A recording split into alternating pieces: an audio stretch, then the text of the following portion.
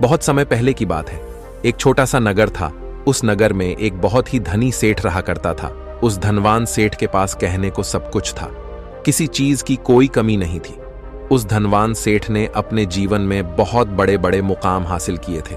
उसने अपने जीवन में कई सफलताएं प्राप्त की थी। वह जिस नगर में भी व्यापार करने जाता, वहां पर भी उसे सफलता मिलना निश्चित था। वह अपने जीवन में कभी भी हारा नहीं था।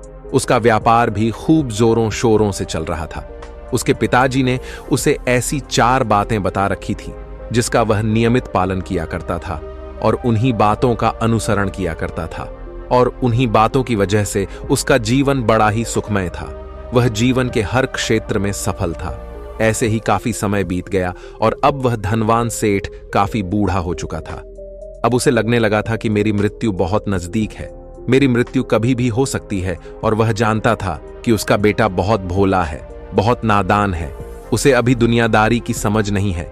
इसलिए उसने अपने बेटे को अपने पास बुलाया और अपने बेटे से कहा, बेटा, मैंने अपने पिताजी से 4 बातें सीखी थीं और उन्हीं बातों को मैंने अपने जीवन में उतारा। उन्हीं के अनुसरण की वजह से आज मैं अपने जीवन में इतना सफल हूं, अपना जीवन सुखमय पूर्वक बिता रहा हूं। उन्हीं बातों की वजह से आज मैं इतना सुखी हूं, संतुष्ट हूं और इतना धनवान हूं। ना ही कभी मुझे कोई बीमारी हुई और ना ही मुझे कभी कोई धन की कमी हुई। और तुम देख ही पा रहे हो कि मैं इस नगर का सर्वश्रेष्ठ धनवान हूं। लेकिन आज मेरे पास जो कुछ भी है मैं उससे संतुष्ट हूं, मैं खुश हूं। लेकिन मैं चाहता हूं कि तुम मुझसे भी आगे बढ़ो, तुम और नाम कमाओ, तुम और धन कमाओ, लोग तुम्हारे बारे में जाने, तुम्हें पहचाने, क्योंकि हमारा समय कुछ और था और तुम्हारा आने वाला समय कुछ और ही है। उस धनवान सेठ ने अपने बेटे को अपने और करीब बुलाया और उससे कहने लगा, बेटा, आज मैं तुमको दुनिया की ऐसी 4 महत्वपूर्ण बातें बताने जा रहा हूं जो मुझे मेरे पिताजी ने बताई थी, और इसी के कारण आज मैं इतना सफल हूं। यदि तुमने इन सभी बातों को अपने जीवन में उतार लिया, इनका नियमित तौर पर पालन किया, इनका अनुसरण किया, तो तुम भी अपने जीवन में बहुत धनवान बन जाओगे, अपने जीवन को बहुत सुखमय तौर पर बिताओगे। इन बातों के अनुसरण से ना तो तुम्हारे घर परिवार में कोई दुख आएगा और ना ही तुम्हारे व्यापार में कभी कोई परेशानी उत्पन्न होगी। इतना कहकर धनवान सेठ अपने बेटे को 4 बातें बताना शुरू करता है। वह कहता है, बेटा, सबसे पहली बात है काम पर छाव में जाना और छाव में आना। दूसरी बात, अपने घर के चारों तरफ चमड़े की बांध रखना। तीसरी बात, हमेशा खाने को मीठा करके खाना। और चौथी बात, अपनी पत्नी को हमेशा बांध कर रखना। इतना कहकर वह धनवान सेठ अब निश्चिंत हो चुका था। वह यह जानता था कि उसका बेटा बहुत भोला है, वह अपने पिता की बात अवश्य मानेगा और इन सभी 4 बातों को अपने जीवन में उतारे और इनका अनुसरण भी करेगा। देखते ही देखते कुछ महीने बीत गए और फिर एक दिन धनवान सेठ मृत्यु को प्राप्त हो गया। अपने पिता की मृत्यु के बाद उस धनवान सेठ के बेटे ने उन सभी 4 बातों को एक कागज पर लिख लिया ताकि वह उन्हें भूल ना जाए, और उन्हीं बातों को वह अपने जीवन में उतारने लगा। उन 4 बातों का अनुसरण करने लगा। सबसे पहली बात जो उसके पिता ने उससे कही थी, छाव में जाना और छाव में आना, तो उसने अपने घर से लेकर अपनी दुकान तक पूरे रास्ते पर एक टेंट लगवा दिया, क्योंकि उसके पास पैसा तो बहुत था और उसे कोई रोकने वाला भी नहीं था। जब भी कोई उससे पूछता कि आखिर तुमने ऐसा क्यों किया, तो वह उसके जवाब में बस इतना ही कहता कि मेरे पिताजी ने मुझसे ऐसा ही करने को कहा है। इसके बाद उसने अपने पिता की अगली बात का अनुसरण किया।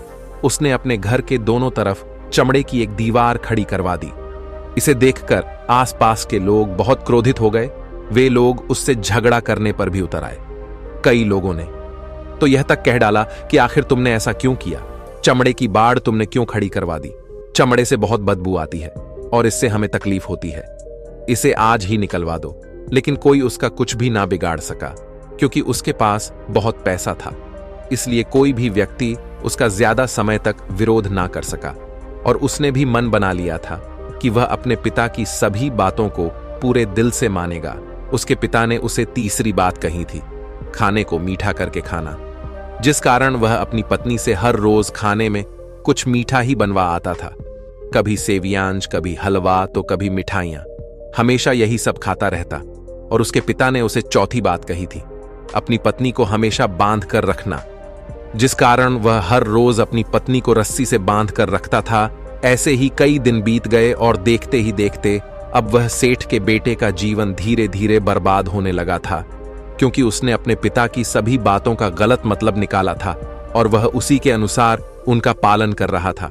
देखते देखते उसका उतना बड़ा व्यापार अब ठप होने लगा था। उसके यहाँ पर ग्राहकों की संख्या कम होने लगी थी, क्योंकि जब उसका मन करता तब वह दुकान जाया करता और जब उसका मन करता तो वह दुकान से वापस घर लौट आता। उसका अपने पिताजी के इस कारोबार में मन नहीं लगता था। इस कारण उसके सारे ग्राहक अब उससे नाराज होने लगे थे। उसके सारे ग्राहक अब एक एक करके उस दुकान को छोड़ते चले जा रहे थे। इस तरह उसका पूरा व्यापार अब ठप हो चुका था। जिस व्यापार को खड़ा करने में उसके पिताजी ने खून पसीना एक कर दिया था, उस व्यापार को उसने कुछ ही महीनों में पूरी तरह से बर्बाद कर दिया था। अब उसका धंधा बहुत कम हो चुका था, जिस कारण वह बहुत परेशान रहता था, वह बहुत चिंतित रहता था। और इसके साथ ही उसने अपने घर के चारों तरफ चमड़े की दीवार खड़ी करवाई थी। उस कारण आसपास पर बहुत गंदी बदबू फैल चुकी थी। इसलिए जो भी उसके आसपास रहते थे उन सभी ने वह घर छोड़कर कहीं और पर अपना बसेरा बसा लिया। चमड़े की बदबू के कारण अब उसके घर में भी कोई नहीं आता था। यहां तक कि उसके मित्र और रिश्तेदार भी उस घर में आने से कतराते थे। लेकिन अब भी उसे समझ नहीं आ रहा था कि आखिर यह सब हो क्यों रहा है। वह बहुत परेशान रहने लगा था और वह हमेशा मीठा भोजन किया करता था, जिस कारण उसका वजन बहुत ज्यादा बढ़ चुका था। और इस मोटापे के कारण उसके शरीर में ना जाने कितनी सारी बीमारियों ने अपना घर बना लिया था। आए दिन उसके घर पर वेद आने लगे थे। इन्हीं कारणों से अब उसका पैसा भी इन चीजों में बर्बाद होने लगा था। और अपने पिता की चौथी बात उसने मानी थी, वह थी अपनी पत्नी को बांध कर रखता, जिसकी वजह से उसकी पत्नी उससे नाराज हो गई और वह घर छोड़कर अपने मायके लौट गई। उसने अपनी पत्नी को मनाने की कोशिश की, तरह तरह के उपाय किए, लेकिन उसकी पत्नी नहीं मानी। और वैसे भी कोई भी स्त्री ऐसे मर्द के साथ क्यों रहना चाहेगी जो उसे बेवजह ही बेबात पर बांध कर रखता हो। देखते देखते अब वह सेठ के बेटे का पूरा जीवन बर्बाद हो चुका था। ना तो अब उसके पास व्यापार बचा था, ना ही धन, ना ही उसकी पत्नी और ना ही वह रिश्तेदार जो पैसों के लिए उसके आसपास घूमा करते थे। और तो और अब उसका स्वास्थ्य भी ठीक नहीं रहता था, जिस कारण वह बहुत चिंतित रहने लगा था, बहुत परेशान रहने लगा था। उसे यह सब समझ ही नहीं आ रहा था, क्या हो रहा है और क्यों हो रहा है। इन सभी बातों को लेकर तो बहुत परेशान रहता और वह मन ही मन अपने पिताजी को कोसा करता और कहता, पिताजी, आपने तो मेरा पूरा जीवन बर्बाद कर दिया। आपकी उन 4 बातों के कारण आज मुझसे मेरा सब कुछ छिन चुका है। ना तो मेरे पास व्यापार रहा, ना ही धन दौलत, ना ही वह रिश्तेदार, ना ही मेरी पत्नी, और यहां तक कि मेरे स्वास्थ्य ने भी मेरा साथ छोड़ दिया है।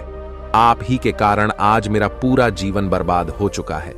यदि मैंने आपकी वह 4 बातें ना मानी होती, यदि मैंने उन्हें अपने जीवन में ना उतारा होता, तो आज मैं एक सुखमय जीवन जी रहा होता। आपकी इन 4 बातों पर चलकर मुझे क्या मिला? मैंने एक आज्ञाकारी बेटे की तरह आपकी सारी बातें भली भांति मानी, उन पर यकीन किया, उनका अनुसरण किया। लेकिन मैं ही मूर्ख था जो मैंने आपकी उन बातों पर आंख बंद करके यकीन कर लिया। इतना कहकर वह फूट फूट कर रोने लगा। तभी उसे एक दिन पता चला कि उसके पास के नगर में एक साधु आए हुए हैं और वह साधु सभी की समस्याओं का हल बताते हैं। चाहे कैसी भी समस्या हो, वह उसका निवारण अवश्य करते हैं। यह सुनकर उसने सोचा कि चलो एक बार मिलकर देखता हूं, हो सकता है कि मेरी भी समस्या का समाधान मुझे मिल जाए। इस आशा के साथ वह उन साधु के पास पहुंचा। वहां पहुंचकर सीधा उनके चरणों में जा गिरा और जोर जोर से रोने लगा। वह कहने लगा, हे गुरुवर, अब आप ही मुझे बचा सकते हैं। मेरे पिताजी ने तो मेरा पूरा जीवन बर्बाद करके रख दिया। आज मेरी जो भी स्थिति है वह सब मेरे पिताजी के कारण ही है। मेरे पिताजी ने मुझे जैसा कहा मैंने वैसा ही किया। हमेशा एक अच्छे बेटे की तरह उनकी सारी बातें मानी, अपने सारे फर्ज निभाए।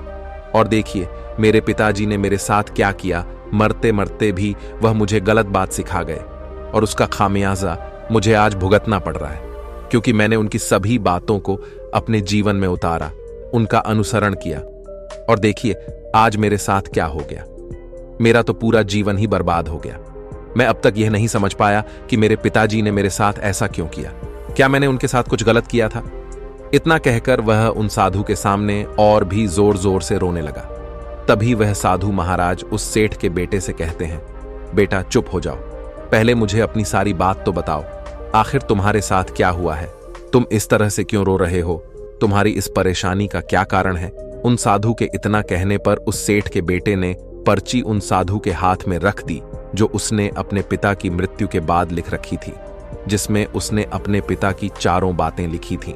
उन साधु ने पर्ची ली और उसे पढ़ने लगे, और उन्होंने जैसे ही वह पढ़ा तो वह जोर जोर से हंसने लगे, और वह उस सेठ के बेटे से कहते हैं, तुम कितने बड़े मूर्ख हो। तुम्हारे पिता ने तो तुम्हें दुनिया का सारा ज्ञान दे दिया, लेकिन तुम उसे समझ नहीं पाए, तुम उसका सही तरह से पालन नहीं कर पाए, और कहते हो कि तुम्हारे पिता ने तुम्हें गलत राह दिखाई है, तुमने गलत संदेश दिया है।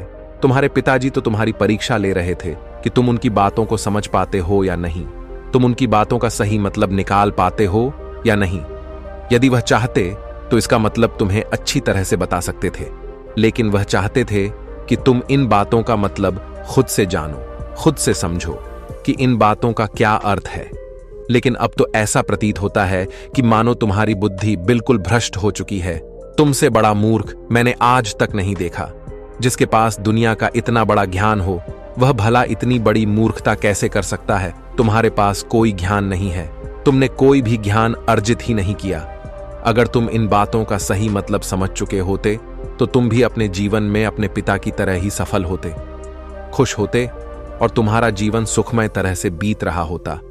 लेकिन तुम इतने बड़े मूर्ख हो कि तुमने अपने पिता की बातों का गलत मतलब निकाल लिया। उन बातों के मतलब के बारे में तुमने सोचा तक नहीं। उन्होंने जैसा कहा तुमने वैसा करना शुरू कर दिया। यदि तुम्हें उन बातों का अर्थ नहीं पता चल रहा था तो तुम किसी ज्ञानी से मिल सकते थे, तुम उससे उस बात का मतलब निकाल लेते। लेकिन जैसा तुमने अपने पिता की इन बातों को समझा है, इसका मतलब वैसा नहीं है। इस पर वह धनवान सेठ का बेटा कहता है, हे गुरुवर, आप क्या कहना चाहते हैं? क्या मैं अपने पिता की बातों को सही नहीं समझ रहा? और वैसे भी इसमें समझने लायक है क्या? उन्होंने तो सब कुछ साफ साफ ही बताया था और मैंने उन्हें अपने जीवन में उसी तरह से उतार लिया, तो फिर मैंने गलत क्या किया है? इस पर गुरुवर एक बार फिर मुस्कुराने लगे और उस सेठ के बेटे से कहते हैं, बेटा, यह जो बातें लिखी गई हैं, इन बातों के पीछे एक गहरा अर्थ है जिसे तुम समझ नहीं पाए। इसी कारणवश तुमने यह मूर्खता कर दी और इसी कारणवश तुमने अपना पूरा जीवन बर्बाद कर लिया। लेकिन अब भी कुछ नहीं बिगड़ा, अब भी तुम्हारे पास बहुत समय है। यदि तुम चाहो तो अब से मेहनत करके भी तुम अपने जीवन में एक बार फिर से वह खुशहाली, वश, समृद्धि सब कुछ हासिल कर सकते हो।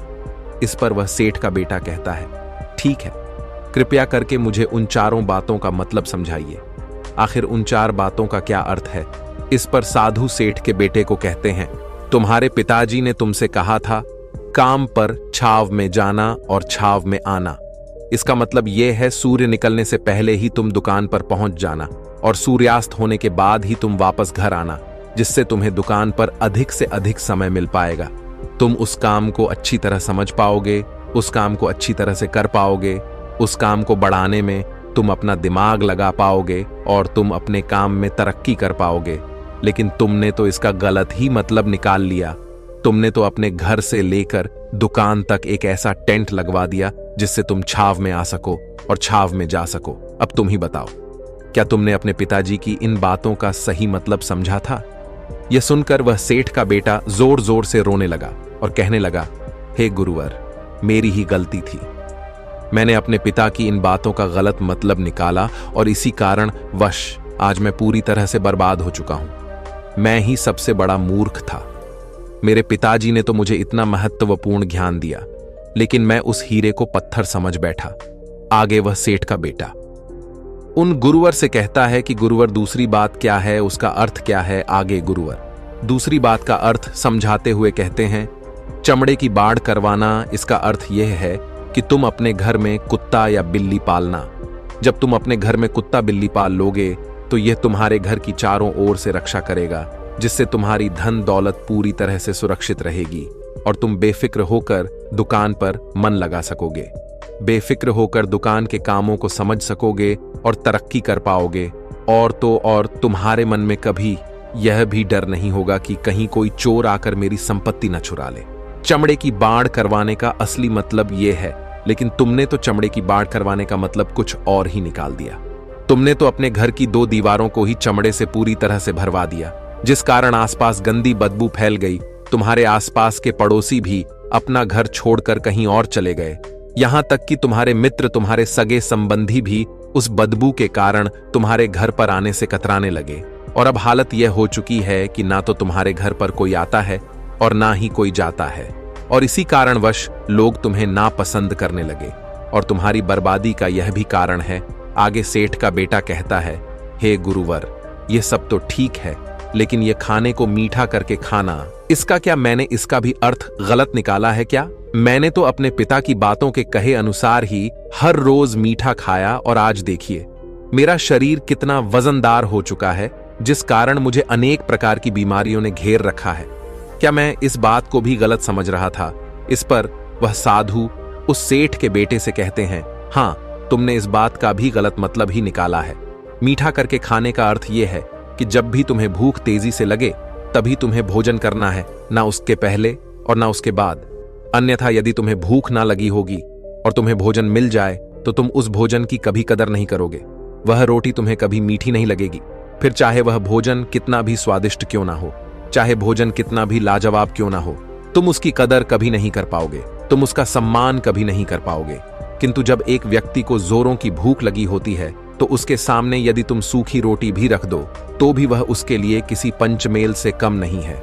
वह उसे प्रेम पूर्वक खाता है, उसका आदर करता है, उसका सम्मान करता है, और वह रोटी उसे मीठी लगती है। इसीलिए तुम्हारे पिताजी ने यह कहा था कि भोजन मीठा करके खाना, जिससे तुम्हारा स्वास्थ्य भी अच्छा रहेगा।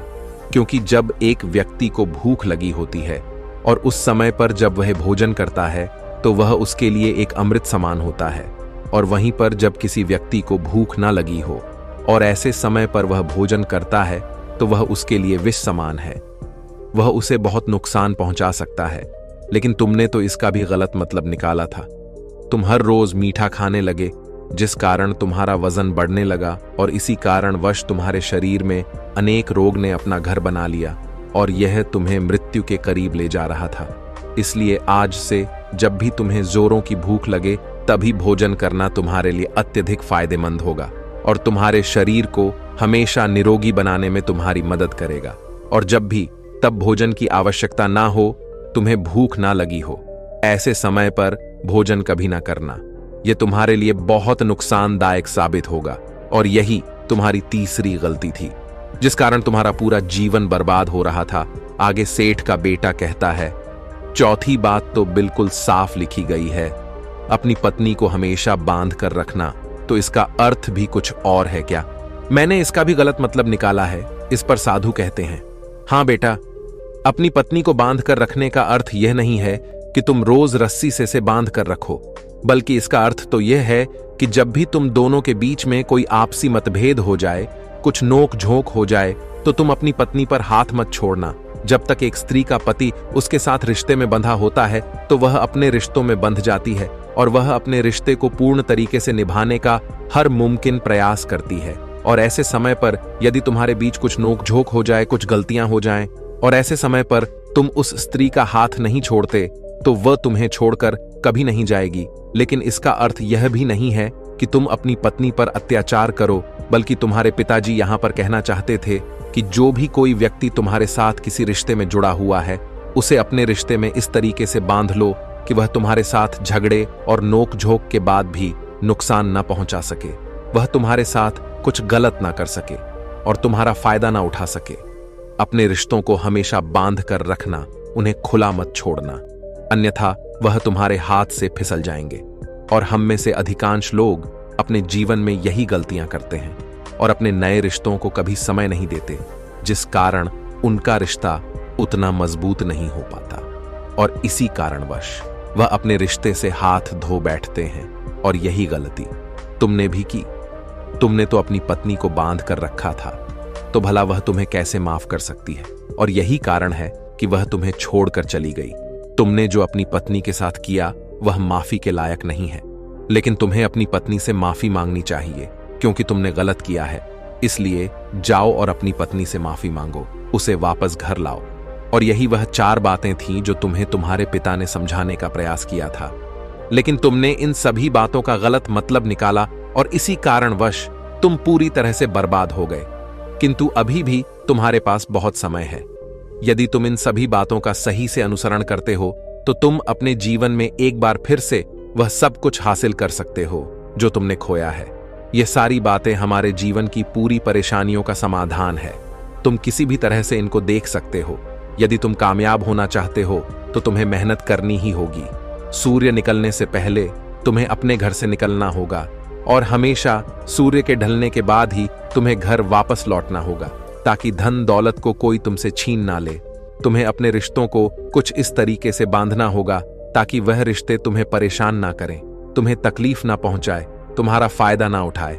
और हमेशा एक अच्छा और स्वस्थ भोजन करना जब तुम्हें भूख लगी हो, ताकि तुम्हें जो भी सांसें मिली हैं तुम उसे खुशी खुशी जी सको। और अपने रिश्तों को हमेशा बांध कर रखना, उन्हें खुला मत छोड़ना, अन्यथा वह तुम्हारे हाथ से फिसल जाएंगे।